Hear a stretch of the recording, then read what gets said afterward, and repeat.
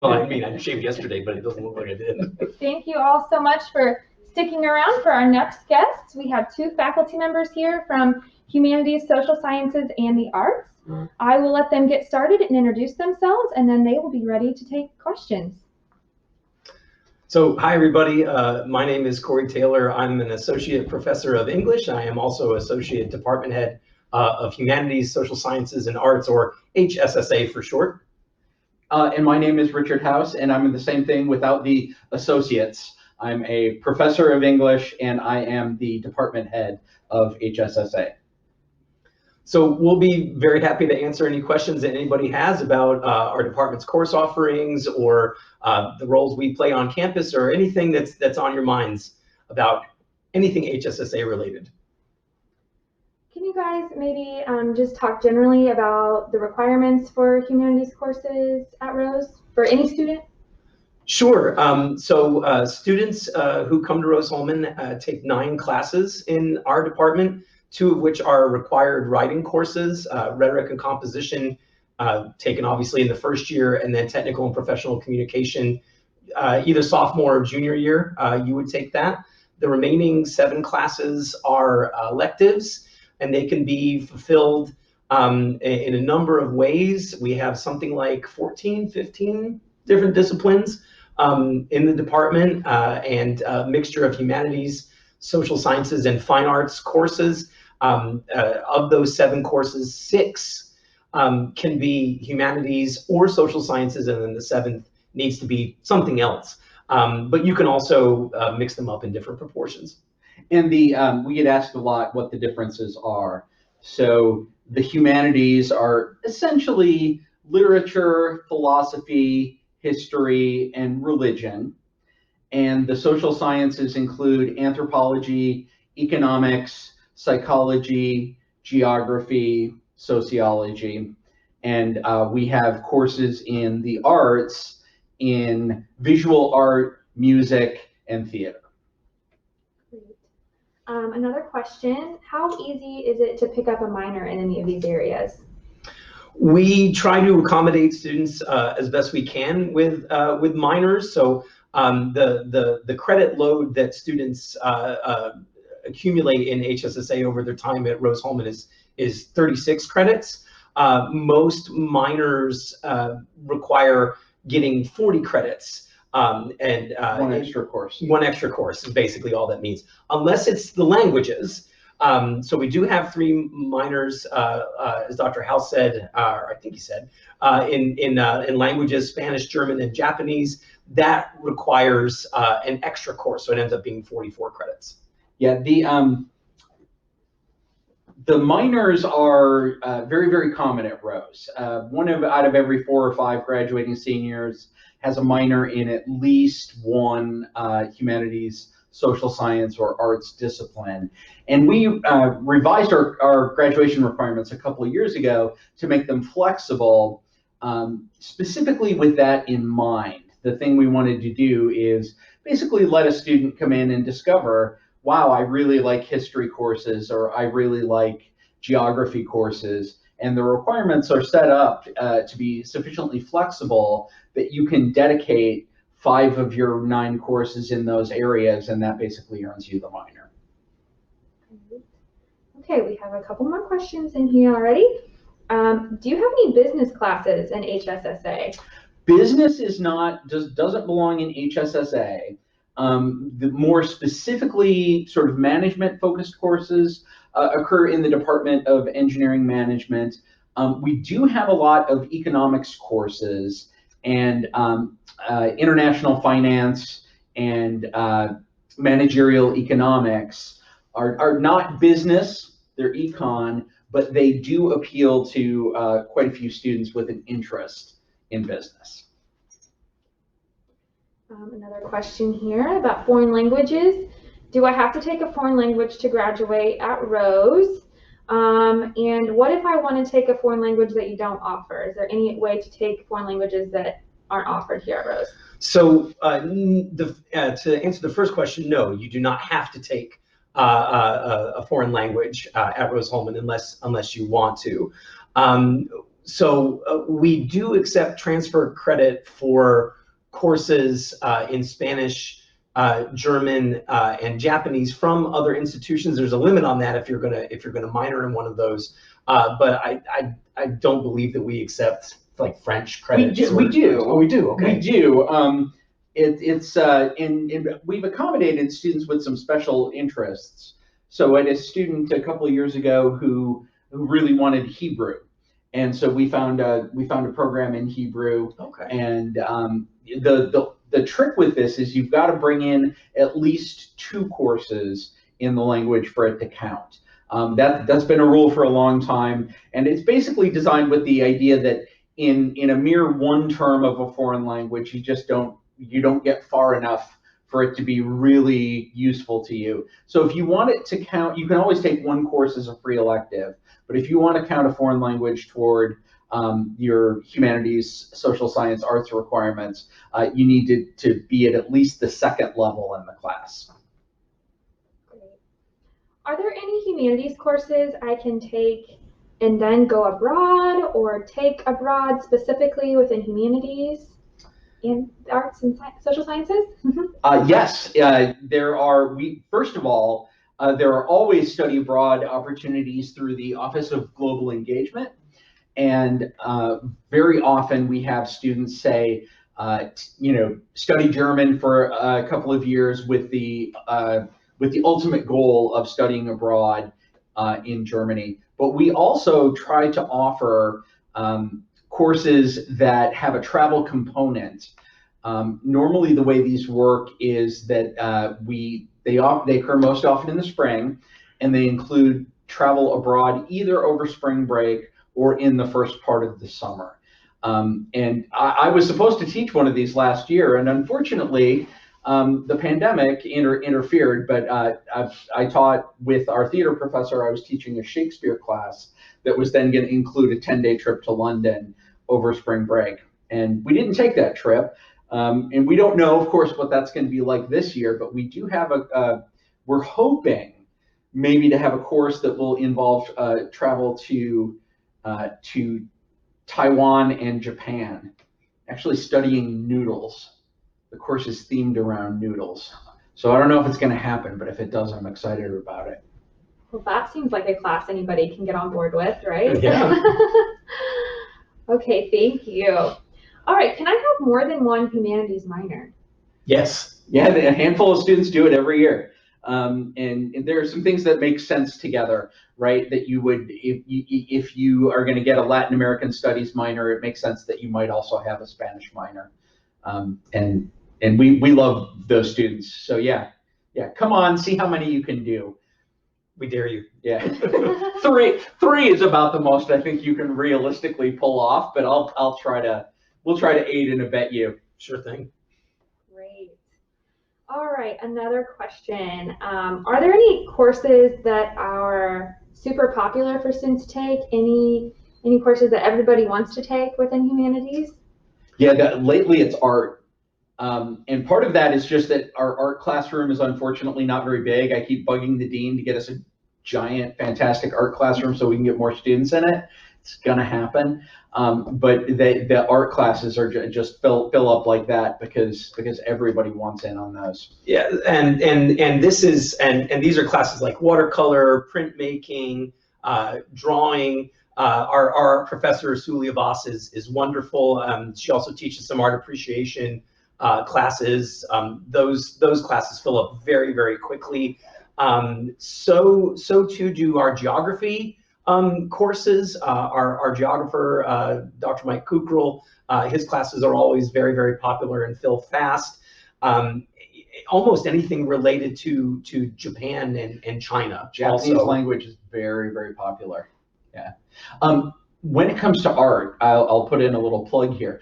When you visit campus, odds are good that you will actually see student art being exhibited. So the campus has a fantastic art collection in general, which you might not expect for a school with the strong STEM focus, but it's a brilliant art collection. But Professor Abbas also is always hanging shows of student work in the hallway. And so you can see, when you come here, you can see exactly what kinds of watercolor painting or what kinds of printmaking they're doing. We also have an extremely active art club on campus with folks on campus doing workshops. Our campus photographer, Brian Cantwell, did one recently. Professor Voss has also done them. And we also have a visual arts and literary magazine called Ink that's published once a year, completely student run. Full disclosure, I'm one of the advisors. So yes, if you're interested in being part of that, that's also an option at Rose. Can you go in depth a little bit more with what Ink is? Sure. What you can publish in it? So Ink is published once a year. As I said before, it's completely student run. You don't have to have any prior experience with creating a publication to be part of the team. And we accept work from anybody who attends Rose or works here. Most of what we publish is student artwork, but we also have faculty and staff who publish either short stories or poems, but we lean pretty heavily on the visual arts as well. We publish pretty much any medium. We have a website as well where we publish original music compositions, multimedia works. The last couple of years, we've had somebody on campus really into making digital renderings of original roller coasters, and he's displayed his work on campus and at some of our shows. You can't obviously put them in the magazine per se, but they go on the website. And because I'm not an advisor for Ink, I can brag about it a little bit more. One of the things that's really fun about it is that obviously the lion's share of the work belongs to students, but you will find work by faculty and staff as well. So that physics professor that you didn't know was a creative writer will end up in Ink too, and that's a fun part of it. That's awesome. Thank you. Okay, we have another kind of similar question. Outside of Ink, we have a student newspaper. I don't know if that falls under you all or not. I can speak to it a lot. I'm no longer the advisor for it, but I was for 11 years. Okay. So yeah, student journalism is big. The Rose-Thorn is a newspaper with a long and distinguished history. Circulation of the newspaper is much more online now than it once was, but print copies still show up every week. Wednesday night staff meetings, Thursday night layout meetings. The staff consumes an absolutely inhuman amount of pizza and usually put out a pretty good product.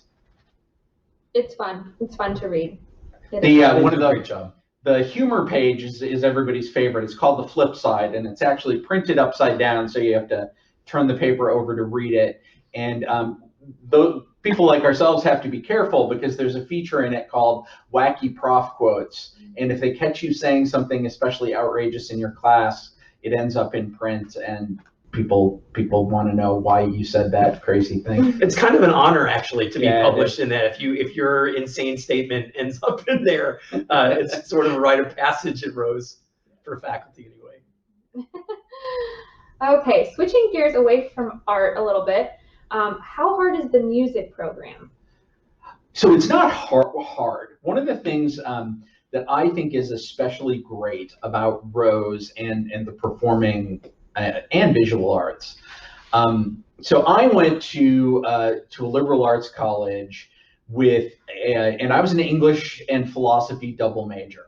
I loved theater in high school. I had always been in theater, but that was not an option for me when there were theater majors in all of the productions, right? One of the fun things about Rose is that we don't have theater majors here. It's all engineers and science and math majors who are in the plays, who are in the music ensembles. And so there are lots of students who are very serious about either their instruments or their vocal performance, but it's not a cutthroat competitive kind of scene like it is at some schools where other where there are majors in those fields. Another fun thing is that you can get, if you pursue music minor, you can get academic credit for being in performance groups on campus. So if you're in string ensemble or jazz band or concert band, you can, if you get a music minor, you can get some credit for that.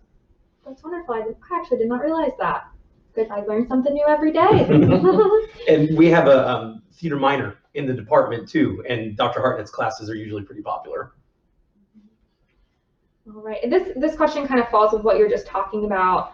Do you have any types of artistic performances, music, art, drama?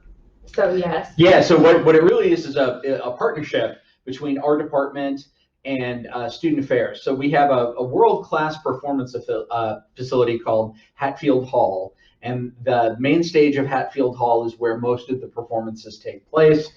And normally there's a combination of student drama club performances. There are several of those a year, and then there's also sort of touring performing arts are on campus every year. It's one of the things we're really missing this year when those things aren't going on. So it's a vibrant art scene on campus, and the other thing I like about it is that it brings people from the community to Rose, and sometimes we've had very, very well-known performers on campus. I play guitar, and so the guitarist Tommy Emmanuel performed here, and that just blew me away. And again, you wouldn't necessarily think of this as something that happens at a STEM school, but it happens here all the time. Yes, they're very, very cool performances. Okay, excuse me. Are the HSSA classes taught by faculty? They sure are. There's not a grad student in the bunch. And I think one of the cool things that you get when you come to Rose is that the HSSA faculty aren't here to teach to English majors or to anthropology majors, right? They're here to teach to our students who are our students in the department, and they're into what we do, but we also are in touch with their STEM side and their commitment to their technical disciplines. So it's designed as a complementary curriculum. We call ourselves the liberal arts college housed within your STEM institution. Okay, this is a great question. How can these classes help me with my major? That is a really excellent question. And there's lots of different ways to answer that. I'll speak from my own experience as a writing instructor. I mentioned earlier that every student either takes or receives credit for 2 writing courses, RH 131, which is rhetoric and composition, which is more or less an introduction to college level writing. And then later on, you'll take technical and professional communication, which is a requirement of your major. So it is an English course, a writing course that's required by your major. And pretty much every major takes that now. So this explicitly says that communication matters and communication is important, because you'll find yourselves, no matter what career path you take after Rose-Hulman, if you go to straight into industry, if you go to graduate school or professional school, or you do something else completely outside of what you might be expected to do, you're going to have to communicate. You're going to have to talk with other people. You're going to have to pitch ideas. You're going to have to explain complex processes and topics in a way that suits your audience and that is accurate and also understandable to who it is that you're trying to reach. So the department, not just in those 2 writing classes, but I think in many, especially of the humanities classes, but also in the social science and visual arts as well, stress good communication as important to pretty much everything that you do. We hear from alumni very, very often that when they come back for homecoming, they'll say, that technical writing class, I had no idea, but it was one of the most important things I ever did at Rose, and it's the one I use every day. The other thing that I would add about your humanities, social science, arts classes is that most students here major in engineering, and everyone majors in STEM, and so you will get into very specialized classes in your major, where you're more or less surrounded by people who know the same things you know and are interested in the same things that you're interested in. And that's not necessarily just like the real world. And one of the things that you get in HSSA is that you are interacting with people who are experts in completely different kinds of academic study and different different fields that matter in the world. And the one of the fun things for us is that Dr. Taylor and I don't live in an English department. We walk down the hall and there's a philosopher and there's an anthropologist and there's 3 economists. And that interaction with people who are really impressive experts in just different things than you do is, I think, a huge part of kind of growing as a college student and a young professional. And that's another way that I think we help your major, or we sort of relate to STEM fields, is that we stretch your brain in a different direction, which is just, it's always good. There's no downside to that. Students say that all the time. They'll say, you know, I've been working at equations so many hours a day, and I need to come to HSSA and open a book and have a discussion and think in that kind of a way. Great. Okay. Another question. Can students work with faculty on HSSA research? Yes. Yes, indeed. So there are a few ways to do this. We do make it pretty easy to do independent studies. I've done 3 independent studies in my 13 years, which doesn't sound like a lot, but it does happen more for other people as well. And those have always been really great experiences. And 100% of the time, that's been student initiated. A student really wants to study something that is not a course that we offer, or they want to conduct research in a specific area or field. And you know, I think pretty much everybody in the department would be open to that if we were approached by a student who wanted to do an independent study and really wanted to put in the work. We are also willing to put in the work to do that. But we do have directed research in the economics major. So there is a senior project that is research oriented.